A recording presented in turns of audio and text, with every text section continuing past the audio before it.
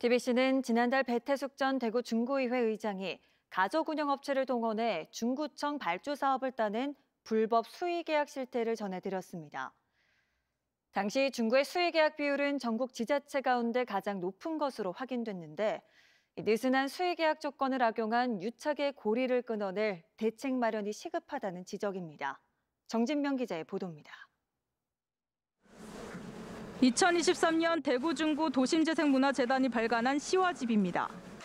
당시 공모를 통해 지역업체가 사업을 따냈지만 알고 보니 배태숙 전 중구의회 의장 가족 명의의 유령 회사가 제작한 뒤 사업비를 나눈 것으로 확인됐습니다.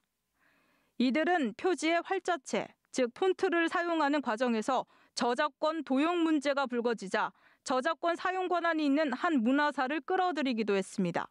중구 도심 재생문화재단에서는 저희한테 라이센스를 구입한 기록이 없기 때문에 외종용을 주셨다 그래서 문화사로 해서 문화사 같은 경우는 제 고객사니까 문제가 없거든요.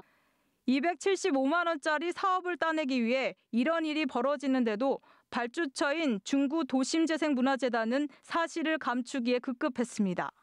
저희는 문화사라는 회사가 있는지도 몰랐습니다. 저희랑 거래 자체를 한 적도 없고 그때 그 사람이 그거는 본인이 그거를 잘 얘기해서 정리하겠다. TBC 보도 이후 경찰은 해당 사건에 대한 수사에 착수했습니다. 문제는 유령 회사에 관련 없는 회사까지 끌어들일 정도로 수의계약 제도가 허점투성이란 겁니다. 배 전 의장의 불법 수의계약 의혹이 감사원 적발로 드러난 2022년 중구의 수의계약 비율은 무려 67.83%, 전국 243개 기초자치단체 가운데 가장 높았습니다.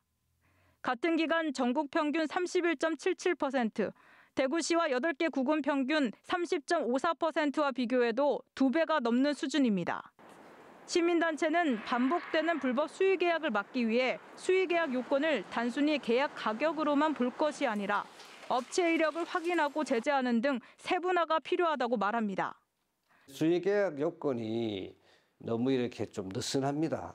그러니까 부가세 포함해서 2,200만 원 그 밑으로 수의계약을 할 수가 있다. 이렇게 돼 있거든요. 유사한 사업의 경우에는 쪼개서 할 수 없도록. 서울과 경기 지역은 수의계약 자체 심의를 강화하거나 계약 총량에 제한을 두는 등 대책을 마련하고 있습니다. 행정 편의적인 수의계약이 남발하고 검은 유착의 고리로 이어지는 악순환을 끊어내기 위해서 지자체 차원의 투명성 확보를 위한 대책 마련이 필요해 보입니다. TBC 정진명입니다.